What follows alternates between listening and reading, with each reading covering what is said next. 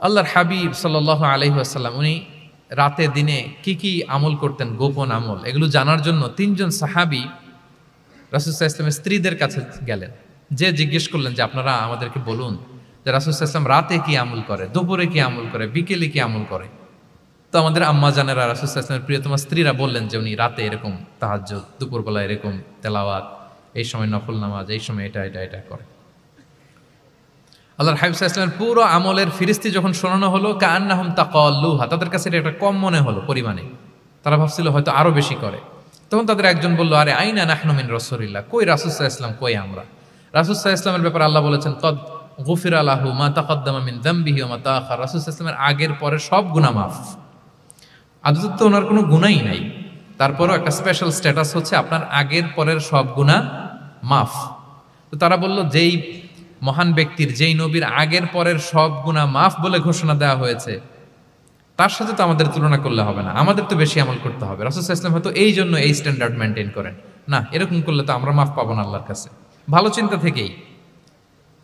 থেকেই তারা ভাবছেন যে না, আমাদের আমল আসলে কম হয়ে যাচ্ছে, বাড়াইতে হবে। রাসূল সাল্লাল্লাহু আলাইহি ওয়াসাল্লামের কথা ভিন্ন, আমাদের বাড়াইতে হবে। তো কি করতে হবে?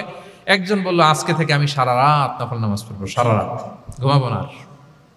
নিয়ত করে ফেলছে, আমি সারা রাত নফল নামাজ, এশার পর থেকে যে নফল শুরু হবে ফজর পর্যন্ত, ঘুমটম নাই। আচ্ছা, গেল।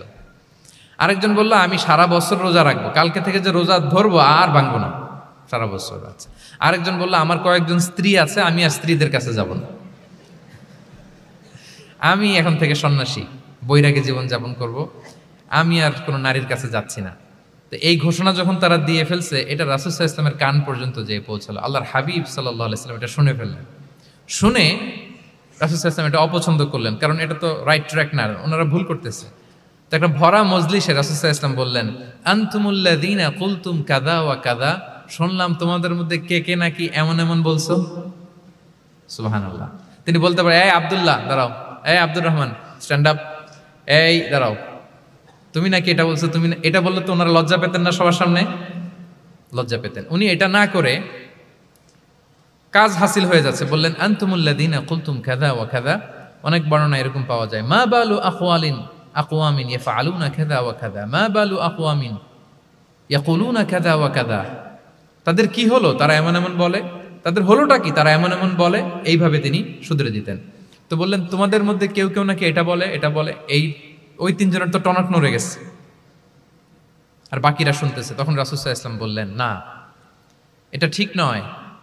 আমি তোমাদের মধ্য থেকে সবচেয়ে বেশি মুত্তাকি, সবচেয়ে বেশি বুজুর্গ। ওয়াল্লাহি ইন্নী লা আখশাকুম লিল্লাহি ওয়া আতকাকুম লাহু, আমি তোমাদের মধ্য থেকে আল্লাহকে সবচেয়ে বেশি ভয় পাই। বলেন তো, রাসূল সাল্লাল্লাহু আলাইহি ওয়াসাল্লামের চেয়ে বেশি আল্লাহকে ভয় পাওয়া কারো পক্ষে সম্ভব? আল্লাহর হাবিব সাল্লাল্লাহু আলাইহি ওয়াসাল্লামের চেয়ে বেশি মুত্তাকি হওয়া কারো পক্ষে সম্ভব? আমার নবীর চাইতে শ্রেষ্ঠ হওয়া সম্ভব? তার যে স্ট্যান্ডার্ড ইবাদতের, এটারে ছাড়ায় যাওয়া সম্ভব? সম্ভব না। তো তিনি বললেন যে আমি রাত্রিবেলা ঘুমাই এশার পরে, আবার শেষ রাতে তাহাজ্জুদও করি, ঘুমও আছে নামাজও আছে, ব্যালেন্স।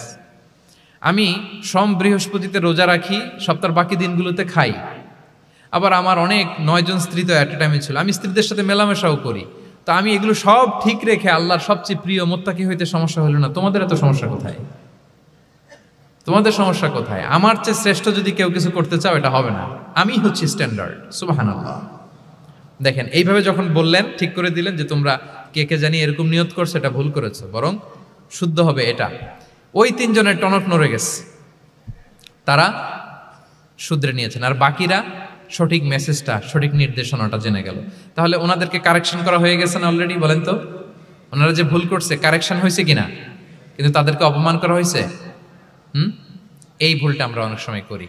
অন্যের সামনে কখন নিজের ছেলেকে, নিজের স্ত্রীকে, বন্ধুকে বা যাকে, হঠাৎ হাসির রোল পড়লো কেন এখানে? কিছু কমন পড়ে গেছে নাকি কথা নিজের জীবনের সাথে? অন্যের সামনে এইভাবে আমরা যেন কারেক্ট না করি। কাউকে সংশোধন করতে চাইলে আল্লাহর হাবিব সাল্লাল্লাহু আলাইহি সাল্লামের দেখানো পথেই যেন আমরা সংশোধন করি। এটা হচ্ছে এই হাদিসের 1 নম্বর শিক্ষা। আরেকটা শিক্ষা হচ্ছে ব্যালেন্স লাইফস্টাইল, ব্যালেন্স অ্যাপ্রোচ। আমরা জানলাম, অনেকে মনে করে, আমার পরিচিত কয়েকজন লোক আছে, আমি বলছি, তারা থামাইছে কিনা জানি না, আমার কাছে এসে শোনাইতেছে, হুজুর আমি সারা বছর রোজা রাখি। তো আমি বলছি, আপনারা বলছে কি সারা বছর রোজা রাখতে? সারা বছর তো রোজা রাখা নিষেধ, এটাকে সওমে বিসাল বলে, এটা নিষেধ। বরং সবচেয়ে বেশি যদি কেউ রাখতে চায়, রাসূল সাল্লাল্লাহু আলাইহি ওয়াসাল্লাম বলছে, তাহলে সাওমুল্লাহি দাউদ, সিয়ামু দাউদ, দাউদ আলাইহিস সালামের রোজা। এর চেয়ে বেশি না। একদিন রাখবা, আরেকদিন ভাঙবা, একদিন রাখবা, আজকে রোজা রাখলে কালকে খাবেন, কালকে রাখবেন, এরপরের দিন রাখবেন, এরপরের দিন ভাঙবেন। এর চেয়ে বেশি রাখা যায় না। লাগাতার রোজা রাখা নিষেধ। লাগাতার 6 মাস 5 মাস সারা বছর অনেকে রোজা রাখে, এটা না জানার কারণে। তাহলে এই যে ইসলামের যে ব্যালেন্স লাইফস্টাইল, এটা আমরা জানলাম। কাউকে কিভাবে শুধরে দিতে হবে, কারেক্ট করতে হবে, কারেকশনের ওয়ে, এটা আমরা জানলাম। আরেকটা হচ্ছে ইসলাম যে the combination of material and spiritual life, এইটার একটা তথ্য আমরা জানলাম যে আপনার এই দুনিয়াও লাগবে, আপনার আখিরাতও লাগবে। আপনি সব ছেড়ে দিয়ে শুধু আল্লাহর রাস্তায় চলে গেলে ওইটা ইসলাম শিখায় নাই।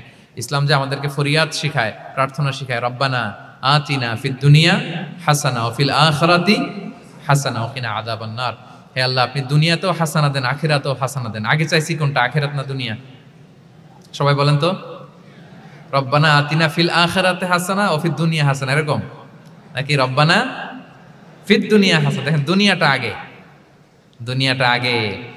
সো ব্যালেন্স, এই ভারসাম্য রাখাটা আমি আলোচনা শুরুই তো করেছি, ওয়াসাতিয়া মানে ভারসাম্যপূর্ণ। ইসলামের নেচারটা হচ্ছে ব্যালেন্সড অ্যাপ্রোচ। এটা আমরা এই হাদিস থেকে শিখতে পারি। আমাদের অনেকেরই এটাতে ঘাটতি আছে, অনেক জ্ঞানী, অনেক স্কলার, অনেক তার কিছু, কিন্তু তার মধ্যে ভারসাম্য এবং পরিমিতি বোধ নাই। পরিমিতি বোধ, ভারসাম্য, ব্যালেন্স লাইফস্টাইল, এটা অনেকে অ্যাডপ্ট করতে পারে না। এটা বছরের পর বছর সাধনা করতে হয়, অ্যাডপ্ট করে নিতে হয় নিজের সাথে। তাহলে 7 নাম্বার হচ্ছে, কাউকে শুধরে দিতে চাইলে আপনি কিভাবে শুধরে দিবেন, এটা আমরা জানলাম। তাকে সবার সামনে লজ্জা দিয়ে শুধরে দেওয়া যাবে? তাহলে কৌশলে তাকে শুধরে দিতে হবে। পারা যাবে তো ইনশাআল্লাহ?